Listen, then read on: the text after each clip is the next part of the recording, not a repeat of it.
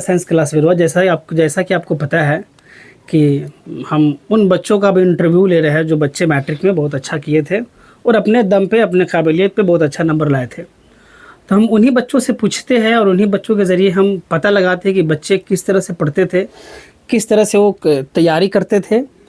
और अगला जो 26 में जो मैट्रिक का एग्ज़ाम होने वाला है, जो बच्चे एग्ज़ाम देने वाले हैं, उन बच्चों को किस तरह से तैयारी करना चाहिए। मैं तो एक टीचर हूँ, मुझे पता है, लेकिन जो बच्चे मेहनत किए प्रैक्टिकली, वो मेहनत किए हैं और अपने दम पे उतना नंबर लाया है, तो उन्हीं बच्चों के ज़रिए हम आपको बताने की कोशिश कर रहे हैं और उन बच्चों को भी बताने की कोशिश कर रहे हैं जो बच्चे मैट्रिक में एग्ज़ाम देने वाले हैं, और उन पेरेंट्स को, उन माता पिता को बताना चाह रहे हैं कि आपका बच्चा कितना पढ़ता है या कितना पढ़ती है और कितना घर पे समय देता है। तो उसी में से हमारे एक बच्चे हैं, उसका नाम है अबू बकर। तो बुलाना चाहेंगे हमारे यहाँ पे स्टूडियो में, अबू बकर साहब आप आए।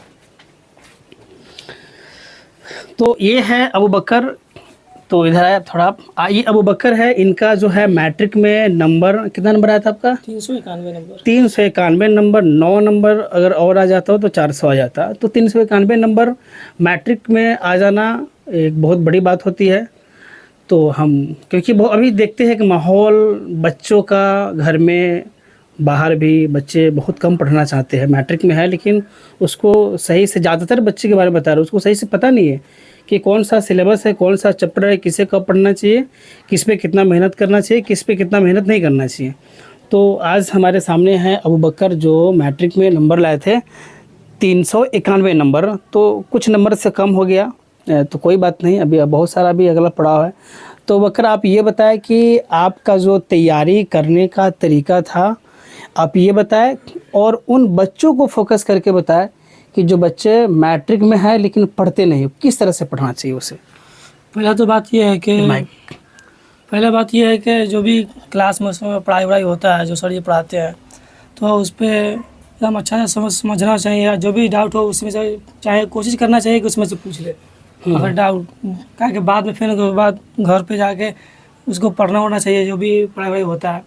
उसके बाद जो अगर न समझ में आए तो फिर उसके बाद अगर अगले क्लास में आए तो उसमें से जो भी डाउट है वो पूछ लेना चाहिए। क्या ज़्यादा दिन तक डाउट रहने से वो समझ में नहीं आता है। आपका कौन सा विषय में सबसे ज़्यादा नंबर आया? ज़्यादा उर्दू में आया। उर्दू में आया था। तो आप बताएं कि उर्दू में कितना नंबर आया था? उर्दू में 90 आया। 90 नंबर आया था। उर्दू में प्रैक्टिकल सब्जेक्ट उसमें प्रैक्टिकल नहीं मिलता है, 90 नंबर काफ़ी अच्छा नंबर होता है। तो अब ये बताएं कि जो बच्चे उर्दू वाले हैं तो उर्दू की किस तरह से आप तैयारी किए थे, और बच्चों को बताएं किस तरह से तैयारी करना चाहिए उर्दू में। पहले तो जो सर जी पढ़ाते हैं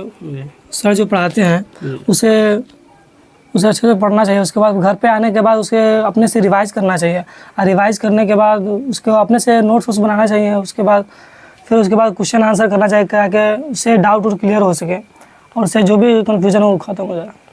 तो एक तो बहुत सारा है कि सब्जेक्टिव ऑब्जेक्टिव के चक्कर में बिहार बोर्ड डाल दिया सब बच्चे को कि ऑब्जेक्टिव, ज़्यादातर बच्चों को देखते हैं वो ऑब्जेक्टिव का तैयारी करते हैं। तो आप किस तरह से सब्जेक्टिव को पहले लेके चलते थे या ऑब्जेक्टिव? पहले सब्जेक्टिव और उसके बाद ऑब्जेक्टिव दोनों को पढ़ते थे साथ साथ। तो पहले सब्जेक्टिव, क्योंकि सब्जेक्टिव से ही ऑब्जेक्टिव बनता है। और यहाँ पे क्या होता है, बच्चे पहले ऑब्जेक्टिव ही रटते हैं और थोड़ा सा सवाल को घुमा दो तो फिर बच्चे मतलब वो नहीं बता पाते हैं। तो आप उर्दू पे कितना समय देते थे? उर्दू में कम से कम 2 से 3 घंटा पढ़ते रोज़। और सब्जेक्ट में? और सब्जेक्ट में भी देते थे 2 से 3 घंटा। आप कितने घंटा सेल्फ स्टडी करते थे घर पे? कम से कम मिनिमम 5 घंटा। देखिए मिनिमम इतना नंबर आपका सपना है कि 400 नंबर लाना है, आप पढ़ोगे 2 घंटा, सपना देखोगे 400 का, तो कभी पूरा नहीं होगा। तो अगर सपना आपका है कि 400 क्रॉस करे, 400 तक नंबर लाए, तो 5 घंटा 6 घंटा आपको क्लास हर हाल में करना होगा, सेल्फ स्टडी करना होगा उतना आपका। फिर 3-4 घंटा क्लास होता है उसको छोड़कर। लेकिन यहाँ तो ज़्यादातर बच्चा सोचता है कि हम इंस्टीट्यूट में क्लास कर लिए, 2 घंटा कोचिंग कर लिए, बस वो हो गया। वो नहीं जोड़ा जाता, सेल्फ स्टडी में वो नहीं आता। आपका शौक़ है कि हम नंबर लाए ज़्यादा, तो आप सिर्फ कोचिंग क्लास कर लेते हैं और कोचिंग क्लास करने के बाद आप छोड़ देते हैं, घर पे पढ़ते नहीं।